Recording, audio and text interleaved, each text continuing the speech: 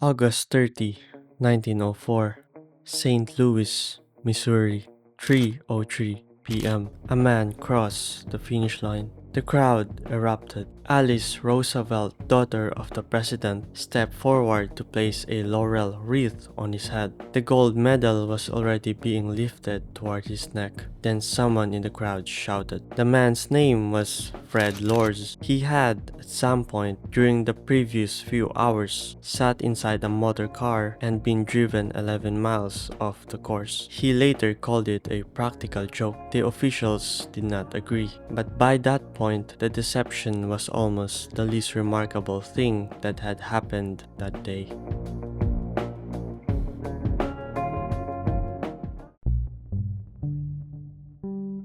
The 1904 Olympics were not supposed to be in St. Louis. Chicago had been awarded the games. The city had pledged roughly $100,000 toward the event. Then St. Louis entered the picture. The city was hosting the Louisiana Purchase Exposition, a world's fair sprawling across 1,200 acres, and its organizers, led by former Missouri Governor David R. Francis, recognized a problem. A major international sporting event in Chicago would draw visitors and prestige away from their fair. Francis threatened to hold his own competing athletic events. The implied result, a split talent pool and a delegitimized Olympic movement. With the reported involvement of President Theodore Roosevelt, the International Olympic Committee transferred the games. The merger was immediate. The Olympic events were absorbed into the fair as one attraction among hundreds, spread across nearly 5 months. Of the roughly 600 athletes who ultimately competed, 580 represented the United States. For many events, the international field consisted of a small number of foreign competitors, or none at all.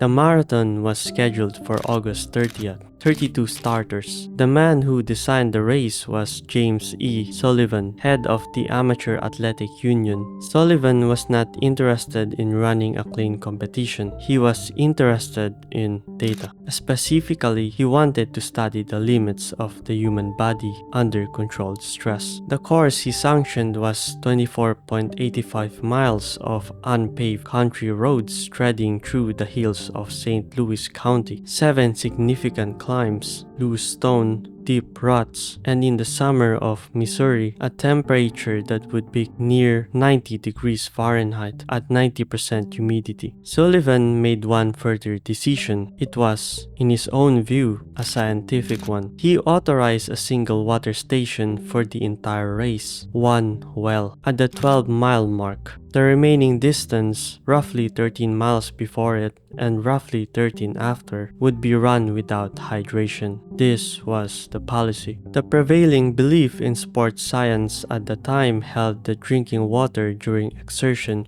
caused stomach cramps and diminished performance. Sullivan had written that runners should not get into the habit of drinking during a marathon. He considered thirst as something to be disciplined away. To observe all of this, a fleet of automobiles, bicycles, and horse-drawn carriages carrying referees, doctors, and journalists followed the runners directly on the course. On bone-dry, unpaved roads, the effect was immediate. Runners moved through dense, choking clouds of dust for the better part of 3 hours. They inhaled it. They could not see the men ahead of them. The exhaust from early internal combustion engines added a secondary layer of toxicity to the air. Among the favorites were 3 former winners of the Boston Marathon. The 1903 champion, John Lorden, dropped out at 10 miles, overcome by vomiting. The 1904 champion, Michael Spring, also did not finish. At the 18-mile mark, a Californian named William Garcia was found unconscious on the side of the road.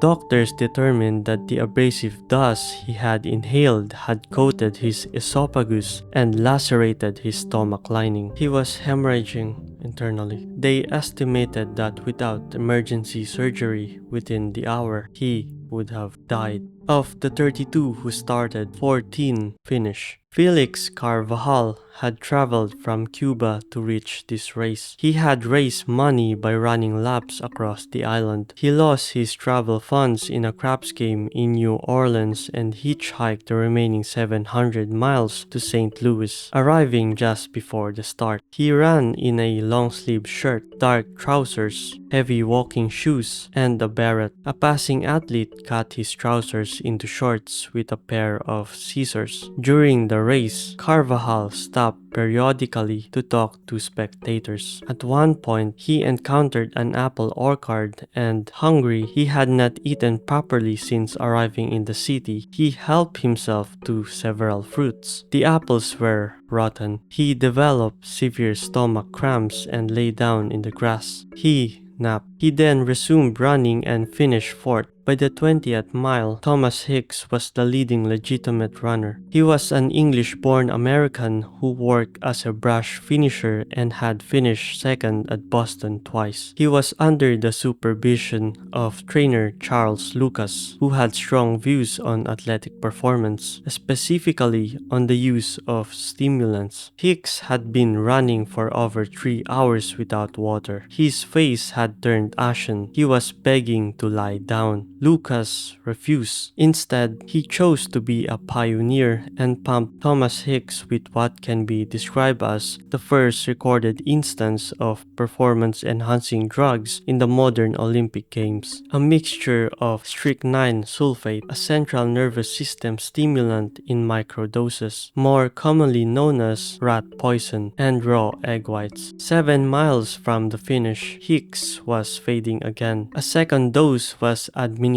this time accompanied by French brandy. The combined effect of strychnine and alcohol on a severely dehydrated body produced what Lucas later described clinically in his report. What he described was psychosis. Hicks began hallucinating. He believed he still had 20 miles to run when the stadium was within sight. His trainers shouted at him. They slapped him. In the final stretch, his movement was no longer voluntary. His feet shuffled mechanically in the air as the men beside him held him upright. He crossed the line at 3 hours, 28 minutes, and 53 seconds. It remains the slowest winning time in Olympic marathon history. Waiting in the stadium, already wearing a laurel wreath, was Fred Lords. When the deception was uncovered, the AAU imposed a lifetime ban. It was later reduced to 6 months. A year later, Lords won the 1905 Boston Marathon legitimately. Hicks was awarded the gold medal. He was carried off the track and spent several hours in medical care. The Swana runners, Len Tonyan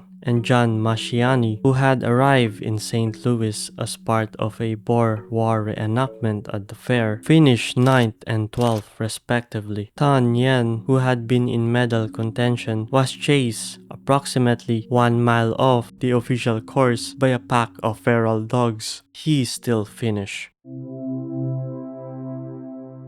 None of the runners died. This is a point worth stating plainly, because the race has been retold so many times with such escalating exaggeration that the actual record has become difficult to locate between the mythology. William Garcia and Thomas Hicks both came close. The St. Louis Post-Dispatch called it a man-killing event. Many of the original AAU records were destroyed in a fire, leaving the reconstruction of events largely in the hands of one historian and the self-reported accounts of Sullivan and Lucas themselves. What is verifiable is what followed. For the 1908 London Olympics, the IOC introduced Rule 4, the first formal anti-doping rule in the first history of the games. Its language was unambiguous. No competitor may take or receive any drug. Violation meant disqualification. The distance of the marathon, variable for years, ran at 24.85 miles in St. Louis, was standardized in the decade that followed, shaped in part by the disorder that made any comparison between races nearly impossible. James Sullivan's dehydration experiment failed so completely that it set in motion a slow but total reversal in the science of endurance. Fluid replacement had become the foundational principle of distance running medicine. Today, it is not contested. Every regulation governing a modern marathon, the water stations, the anti-doping protocols, the standardized distance, the prohibition on outside assistance has a traceable line back to what went wrong on August 30,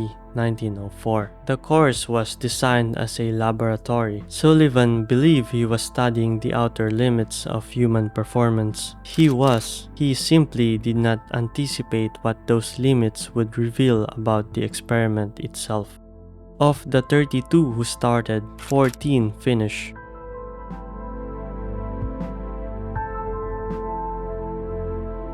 Thanks for watching the video. If you enjoyed it, please do like and subscribe as it helps me a lot. And also, if you have a spare time, can you watch my previous video? Only if you have a spare time, because it flopped, but I'm still gonna keep on uploading. So yeah, thank you so much for watching again, and see you again next time, I hope. Goodbye.